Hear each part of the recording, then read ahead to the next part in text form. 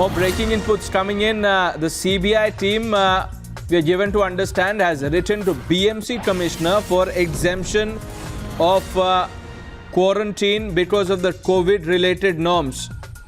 As per the norms that are in place right now, it is mandatory to secure an exemption from the BMC. In fact, we have that order.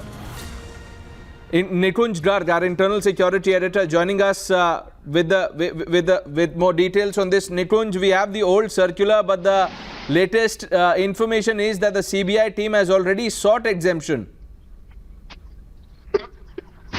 Well, yes, this is a circular that was issued somewhere in the first week of August, and on 8th of August, this was sent to the CBI because at that point of time, the part of the case was already it was under process of transfer of CBI. And accordingly, whatever permissions were required, the Central Bureau of Investigation was made aware of those permissions, that if they have to send a team to Mumbai, they will require certain kind of permissions. And the CBI has already sought those permissions. So it is not as if they are completely unawares of the process, or they will be caught in a whirlwind in which they will land completely unawares, like the Bihar police team did, without coordinating properly with the Maharashtra police. We have a bad audio line, Nikunj, with you. We'll try and fix that. Meanwhile, let's listen into reactions coming in from the Maharashtra government. Supreme court का फैसला आया है, उसकी order की copy हमको मिलेगी। उसकी order की कॉपी मिलने के बाद में हम उसके बारे में आपको प्रतिक्रिया देंगे। सुप्रीम कोर्ट के फैसले को मानेगी क्या सरकार की, उसको चुनौती देने की तैयारी? अरे भाई, सुप्रीम कोर्ट का फैसला मानना ही पड़ता है। एक ही है कि इसके ऊपर क्या करना है आगे। ये गवर्नमेंट के जो हमारे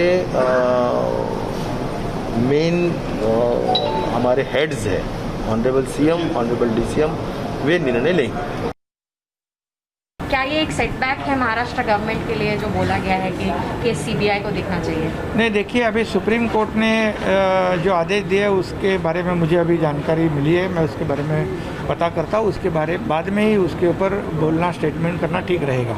मुंबई पुलिस की कार्यवाही को लेकर सुप्रीम कोर्ट ने हालांकि कोई एडवर्स इम्पैक्ट नहीं जताया, बट ये बोला है कि ऑफिसर को जो क्वारंटीन किया गया उससे शक पैदा हुआ, और ये भी कि फैमिली के एप्रीहेंशंस थे जिसकी वजह से ज़रूरी था कि for the sake of justice case transfer किया जाए। नहीं, इसमें देखो, मुंबई पुलिस पूरी सक्षमता से काम कर रही है।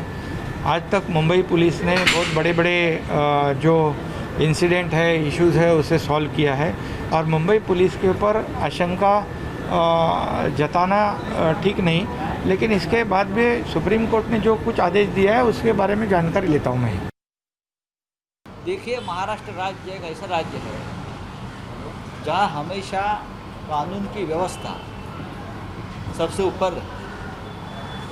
ये कानून का राज्य है, यहाँ सत्य और न्याय की जीत हमेशा होती है, और यहाँ की पुलिस, यहाँ की न्याय व्यवस्था, यहाँ का शासन हमेशा ये देखते आया है कि कितनी भी छोटी व्यक्ति हो, बड़ी व्यक्ति हो, कानून से ऊपर कोई नहीं। उस बारे में हमारे एडवोकेट जनरल साहब भी बात कर सकते हैं, या डीजी साहब बात कर सकते हैं, या मुंबई के कमिश्नर बात करेंगे। मैं बात करना उचित नहीं, चाहे मेरे पास जानकारी हो या ना हो। Maharashtra police admitted case even in their affidavit before the Supreme Court was that they are undertaking an exercise under section 174 CRPC, which means for a layman that an exercise to only find out and decipher, ascertain the cause of death. In that regard, the Supreme Court in its judgment in a case in Todi's case had laid down in 2011 that the outer limit for undertaking any exercise under 174 to find out the cause of death is the date of the post-mortem report. Yes.